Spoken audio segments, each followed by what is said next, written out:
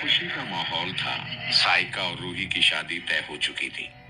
रूही के माता पिता विशेष रूप से बहुत खुश थे, क्योंकि उन्होंने सपने में भी नहीं सोचा था कि उनकी बेटी की शादी गांव के मुखिया के बेटे साइका से होगी।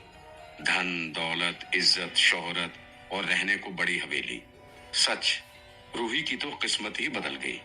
सोनू की मौत के बाद उसकी तबीयत को देख इतने परेशान थे वो कि उनके कुछ भी समझ में नहीं आ रहा था कि उनकी बिटिया ठीक भी होगी या नहीं, क्योंकि सोनू की मौत का ऐसा सदमा लगा था उसको कि उसने खाना पीना और किसी से बोलना तक बंद कर दिया था और हमेशा गुमसुम सी रहती थी।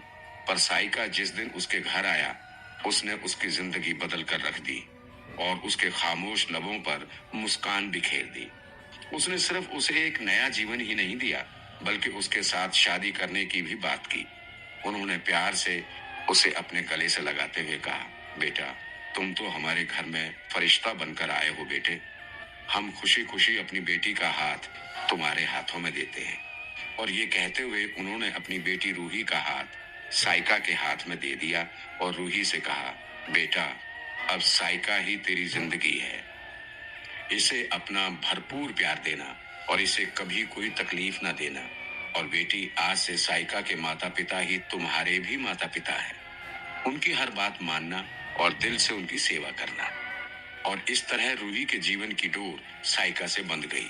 ये बात अलग थी कि रूही के माता पिता इस सच से अनभिज्ञ थे कि रूही को हासिल करने के लिए साइका ने कितना खतरनाक गेम खेला था और सोनू को जान से मार दिया था। रिश्ते की बात फाइनल हो जाने पर रूही ने पहले अपने माता पिता के पैर छुए और जब साइका के पांव छूने को झुकी तो साइका ने उसे अपने सीने से लगा लिया और उसके माता पिता से बोला, आज से आप भी हमारे माता पिता हैं और मैं आप लोगों से वादा करता हूँ कि मैं आपकी बेटी रूही को बहुत प्यार करूंगा और हमेशा इसे खुश रखूंगा। फिर साइका ने उनके चरण स्पर्श किए और उनका आशीर्वाद प्राप्त किया। साइका के माता पिता को भी रूही को अपनी बहू बनाने में कोई आपत्ति नहीं थी, क्योंकि उन्हें डर था कि अगर उनका छोरा कोई शहरी लड़की से शादी कर लेगा तो वो गांव में रहने को राजी नहीं होगी और तब उनका इकलौता बेटा हमेशा के लिए उनसे दूर हो जाएगा और उनसे अलग होकर शहर में ही अपनी घर गृहस्थी बसा लेगा और तब अपने बुढ़ापे में वो अकेले रह जाएंगे और उनकी सारी उम्मीदें, सारे सपने टूट जाएंगे। यद्यपि रूही गरीब घर की बेटी थी और ये रिश्ता बराबरी का नहीं था, पर इसका फायदा भी था। एक तो ये कि रूही सुंदर थी और घर का सारा काम काज करने वाली एक सुसभ्य सीधी सादी घरेलू लड़की थी। और दूसरा लाभ ये था कि रूही से अपने इकलौते बेटे की शादी करके आने वाले चुनाव में उनकी जीत भी सुनिश्चित थी, क्योंकि गांव के लोगों में इसका सकारात्मक प्रभाव पड़ना था कि देखो, मुखिया होकर भी अपने बेटे की शादी एक गरीब लड़की से की। और सबसे बड़ी बात तो ये थी कि साइका ने खुद ही रूही को पसंद किया था। दोनों तरफ से बात पक्की होने पर अंततः साइका और रूही की शादी धूमधाम से संपन्न हो गई। रूही ने साइका के गले में वरमाला डाल दिया और दोनों सदा के लिए एक हो गए। साइका योजनाबद्ध तरीके से अपने मकसद में कामयाब हो चुका था और अब रूही सिर्फ उसकी थी और रूही के जिस्म पर सिर्फ और सिर्फ उसका अधिकार था। वो जिस तरह भी चाहे उसके जिस्म से खेल सकता था और उसके होठों का रस पी सकता था। लेकिन उसकी शादी की सुहागरात के सबसे हसीन पलों में जो कुछ भी उसके साथ हुआ, उससे वो बेहद डरा हुआ था। तभी बाहर से कमरे की सांकल के खुलने की आवाज आई। साइका की मम्मी 2 कप चाय एक ट्रे में ले आई थी।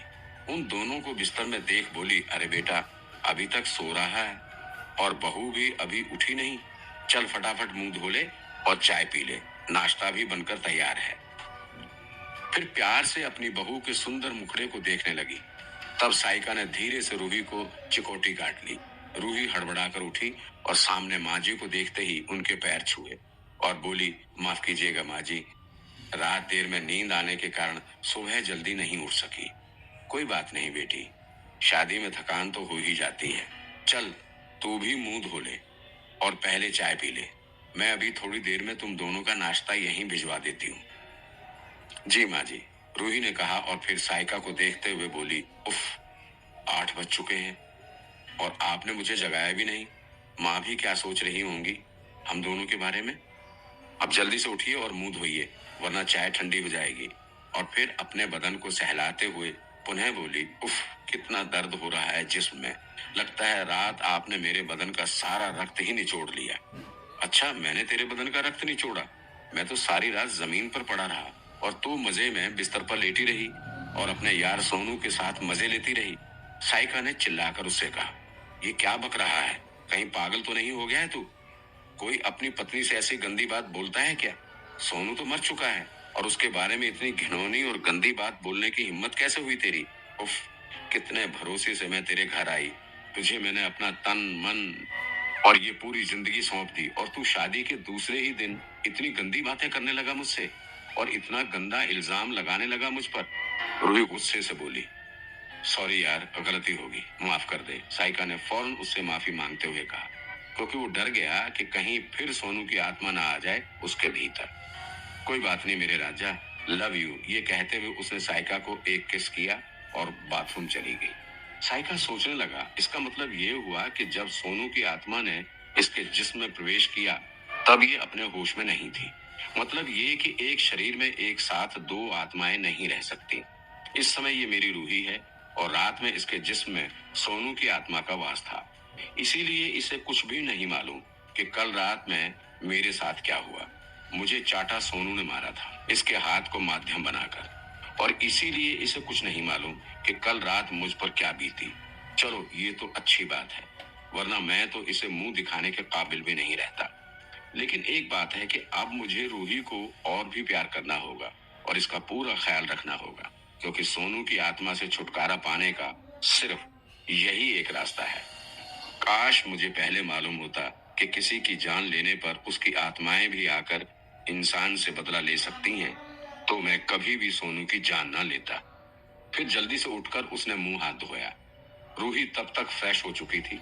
साइका ने एक बार फिर से कान पकड़कर उससे माफी मांगी और चाय का प्याला उसे देते हुए कहा, सॉरी यार, प्लीज माफ कर दे मुझे।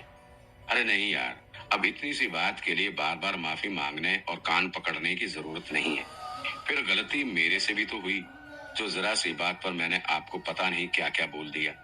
पर मेरी समझ में ये नहीं आया डियर कि हम दोनों ने रात में कितना एंजॉय किया, फिर भी तुमने ये क्यों कहा मेरे से कि तू रात भर जमीन पर पड़ा रहा?